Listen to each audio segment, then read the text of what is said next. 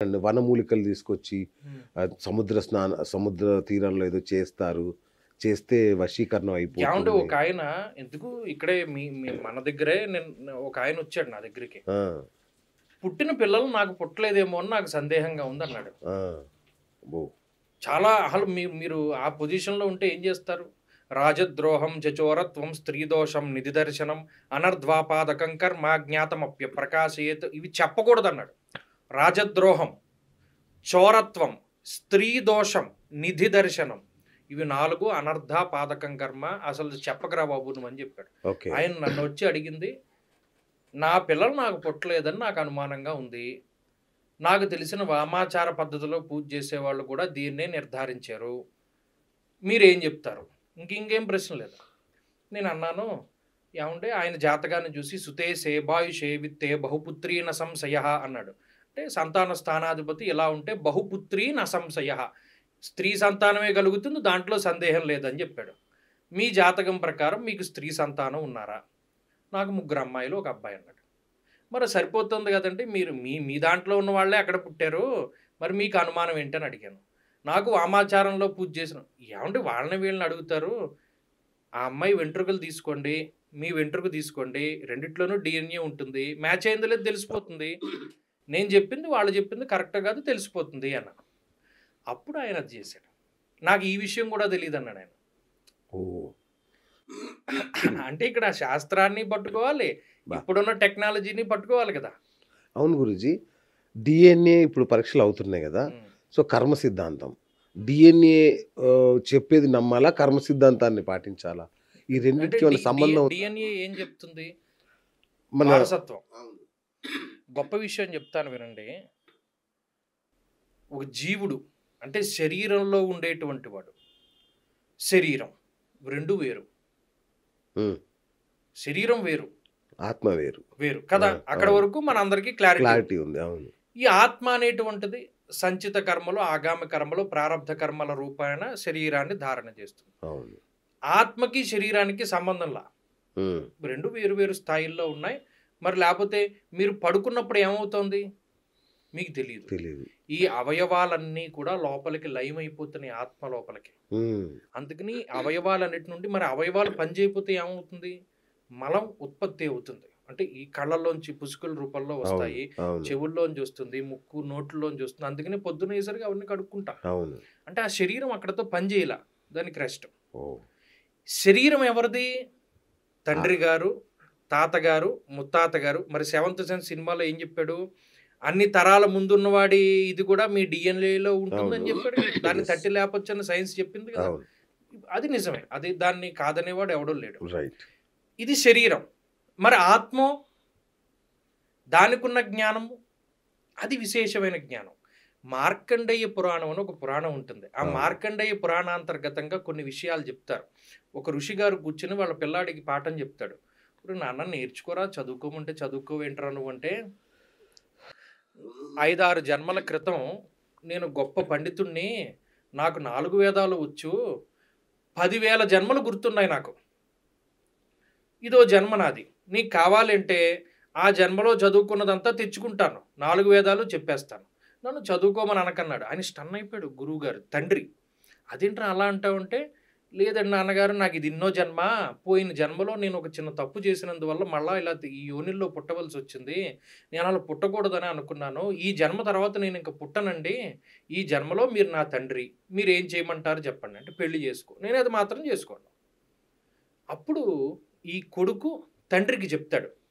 పోయిన జన్మలో శరీరాన్ని వదిలిపెట్టిన తర్వాత మరలా ఈ శరీరానికి రావడానికి మునుపు మధ్యకాలంలో ఏదైతే జరిగిందో నరకానికి వెళ్ళడం, నరకంలో ఇతను ఇలా శిక్షలు బాధించడం, బాధ పెట్టడం, అందులో ఒక మహాపురుషుడు వచ్చాడండి నాన్నగారు. ఆ మహాపురుషుడు మమ్మల్ని బయటికి తీసుకొచ్చాడు. మా యొక్క పుణ్యమో లేకపోతే ఆ రూపంలో వచ్చింది. మళ్ళీ ఇలా పుట్టాను నేను. అందుకని నేను ఈ జన్మతోటి ఆఖరు అంటాడు. మరి ఇది మీరు ఎంత విచిత్రంగా ఉన్నది. నిజం జరిగిందా ఇది? యథార్థం మార్కండేయ పురాణంలో ఓకే. మొదలు పెడితే ఇదే ఉంటుంది. అచ్చా! ఓకే. పురాణం అంటే అదేదో పుక్కిటి పురాణం కాదు కదా! అది జరిగినదే చరిత్ర. కాబట్టి ఈ పురాణాల్లో చెప్పినటువంటి విషయాలు ఇవన్నీ ఈ శరీరము, ఆత్మ. ఆత్మజ్ఞానం ఎప్పటిది? కొన్ని వేల సంవత్సరాల క్రితం, కొన్ని వేల జన్మల క్రితంది. అవును. మరి రమణ మహర్షి గారు వాళ్ళ తల్లిగారు శరీరాన్ని వదిలిపెట్టేస్తున్నారని తెలిసి సూక్ష్మంగా ఇన్ని గంటల పాటు ఆవిడ హృదయం మీద, తలకాయ మీద చెయ్యి ఉంచి అన్ని రాబోయేటువంటి జన్మలన్నింటినీ కూడా సూక్ష్మ రూపంలో ఆవిడ చేత అనుభవింపజేసేసి ఇక మళ్ళీ పుట్టనక్కర లేకుండా ఆవిడకి మోక్షాన్ని ఇవ్వగలిగాడు ఆయన. బా! అంటే అక్కడ శరీరం ఈ జీవికి, వాళ్ళ వంశానికి, వాళ్ళకి సంబంధించింది డిఎన్ఏ. ఆత్మ అతీతమైనటువంటిది. ఓకే. కాబట్టి ఇందులో ఆ శరీరాన్ని, ఆత్మని మనం ఎలా చూస్తామో దాన్ని బట్టి దీన్ని మీరు అడిగిన దానికి అంటే సమాధానం. కర్మలు దేనికి సంబంధించినవి? ఆత్మకు సంబంధించినవి. ఎందుకంటే అనుభవించేది శరీరం కదా. అనుభవించేది శరీరమే, ఆత్మానుసారంగా కదా శరీరం వచ్చేది. ఉమ్, ఇప్పుడు ఎలా ఉంటుందంటే ఇంకా ఈజీగా చెప్తాను. మీ దగ్గర బ్యాంక్ బ్యాలెన్స్ ఉంది. ఆ బ్యాంక్ బ్యాలెన్స్కి తగ్గట్టుగానే ఒక ఇల్లు తీసుకోవాలి. అంతే. మనం ప్రాక్టికల్గా చూస్తే ఒక ఇల్లు అద్దెకి తీసుకోవాలండి. అవును. మీ దగ్గర ₹1,00,000 ఉన్నాయి. ₹1,00,000 పెట్టి ఇల్లు తీసుకోవచ్చు. ఉమ్, 50,000 ఉన్నాయి. 50,000 ఇల్లు. ₹100 ఉన్నాయి. ₹100 ఇల్లు. డార్మెటరీ వస్తుంది. దాని పెద్ద సౌకర్యాలు ఉండవు. కొంచెం మీ దగ్గర 50,000 ఉన్నాయి. మంచి ఇల్లు వస్తుంది, విలాసంగా ఉండొచ్చు. ఇది ₹1,00,000 ఇల్లు అద్దె ఉంది.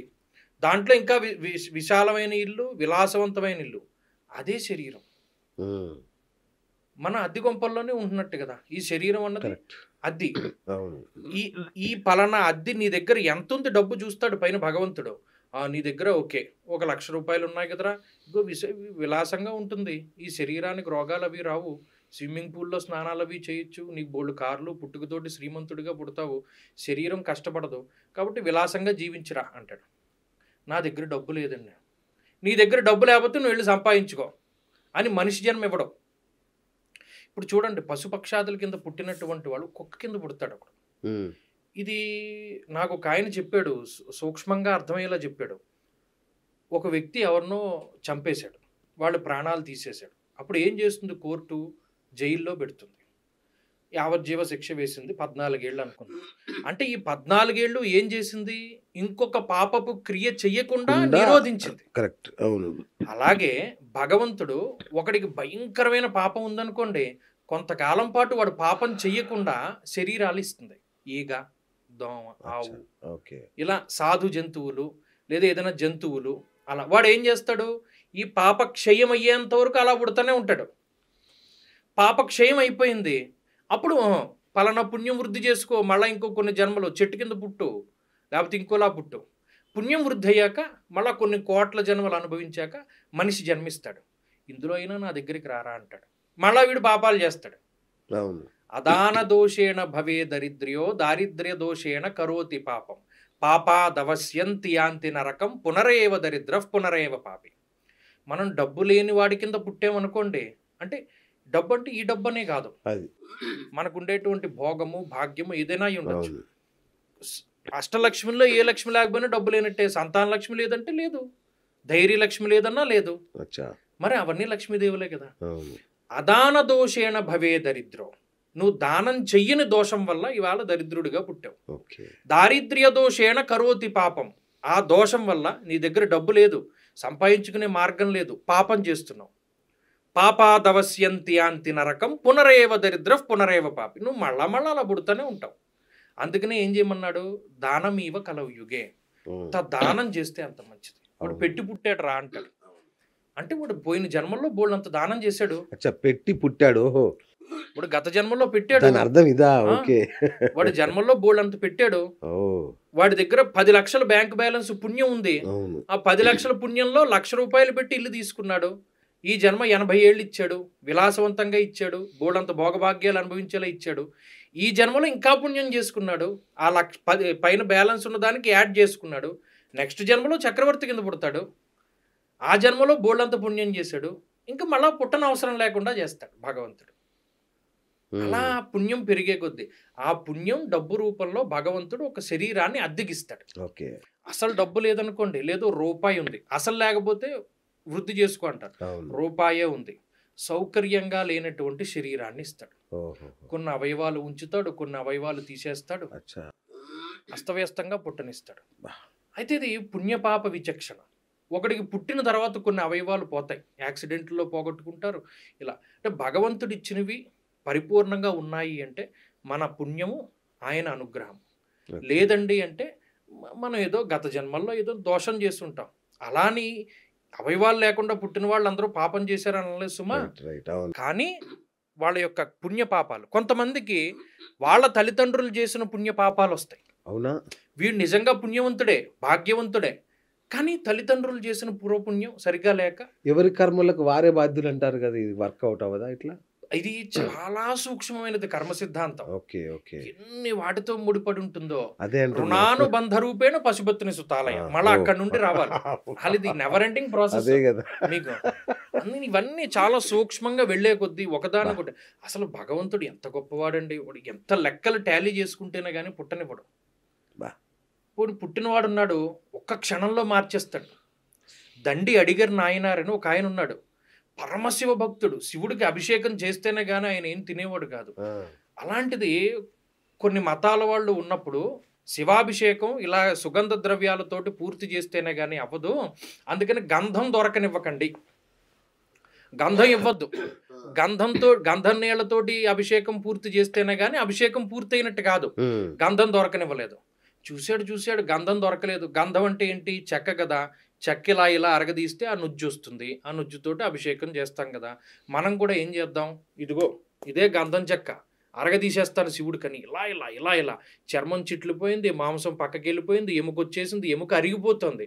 శివుడు వచ్చాడు పరిగెట్టుకుంటూ, ఎంత గొప్ప పని చేసేవరా నువ్వు, నా కోసం ఇంత చేసావు కదా, నీకు ఎవడైతే ఇలా చేశాడో గంధం దొరకకుండా చేసినటువంటి వాడు తెల్లారితే నీకు ఇటువంటి పరిస్థితి ఉండదు అని అభయం ఇచ్చి ఆయన వెళ్ళిపోతాడు శివుడు. ఆ రాజు రాత్రి పడుకున్నాడు, తెల్లారు లేవలేదు. మనిషి జీవం ఉంటేనే శివం, లేకపోతే శవం. తీసేశాడు. ఆ ఊర్లో ఆ రాజు అవ్వడానికి ఒక నియమం ఉంది, ఆయనకి సంతానం లేదు. ఈ దండి అడిగారు నాయనారు తర్వాత రోజు నిద్ర లేచి శివాభిషేకం కోసం తిరుగుతున్నాడు. అప్పుడు వాళ్ళకున్న దాని ప్రకారం మరి పిల్లలు లేరు కాబట్టి ఒక ఏనుగుకి మాల ఇచ్చి అది ఎవడ మెళ్ళలో అయితే వేస్తుందో వాడే రాజు అవుతాడు.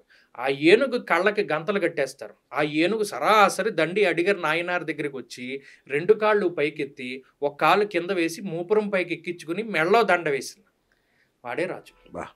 ఈ దండి అడిగారు నాయనారు, నాకు అన్ని జలాలతో అభిషేకం వద్దు, నాకు భస్మంతో అభిషేకం చేయమన్నాడు. నాకు కిరీటం వద్దు, రుద్రాక్షల కిరీటం పెట్టమన్నాడు. చేసేయండి అభిషేకాలు ఎక్కడ పడితే అక్కడ శివుడికి అన్నాడు. అంత వైభోగంగా చేశాడు మహానుభావుడు శివుడికి అభిషేకం. పరమేశ్వరుడు తలుచుకుంటే తిప్పగలుగుతాడు.